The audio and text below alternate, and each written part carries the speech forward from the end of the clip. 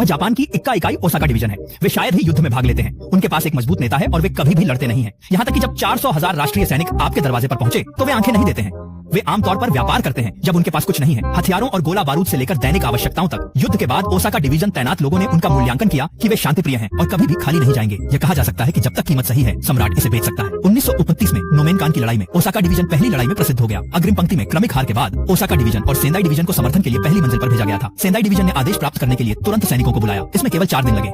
युद्ध के मैदान पर ओसाका डिवीजन ने अभी तक शुरू नहीं किया था और सामूहिक रूप से बीमार होने का नाटक करना शुरू कर दिया था। कर्नल ने देखने के लिए आगे बढ़ा और देखा कि लड़ाई लड़ने से पहले उनमें से अधिकांश गिर गए थे। वह इतने गुस्से में थे कि उन्होंने स्वयं अपना सफेद कोट पहन लिया। सैनिकों ने देखा कि बीमारी का नाटक नहीं किया जा सकता है, इसलिए उन्हें अनिच्छा से युद्ध के मैदान में भाग जाना पड़ा। रास्ते में वे रुक गए और चले गए और जब वे सामने की पंक्ति पर पहुंचे तो आखिरकार उनके लटके हुए दिलों को छोड़ दिया। युद्ध खत्म हो गया और युद्ध विराम समझौते पर हस्ताक्षर किए गए। इस समय ईटो के सेंदाई डिवीजन को आलू खोदने के लिए साइबेरिया भेजा गया था। ओसाका डिवीजन ने खबर सुनी। यह चिकन के रक्त की तरह था और यात्रा की गति सीधे दोगुनी हो गई। ये मत पूछो कि क्यों, पूछना घर जाने के लिए जल्दी में है। असामान्य सड़क पर वे एक एक करके ताजा होते हैं जैसे कि उन्होंने युद्ध जीता है। अन्य सैनिकों के बिल्कुल विपरीत है। इसलिए हार के चेहरे को बचाने के लिए क्वांटुंग सेना ने एक रिपोर्ट लिखने के लिए एक विशेष यात्रा भी की। मैं अजय ओसाका डिवीजन की चौथी सेना वापस उड़ गई।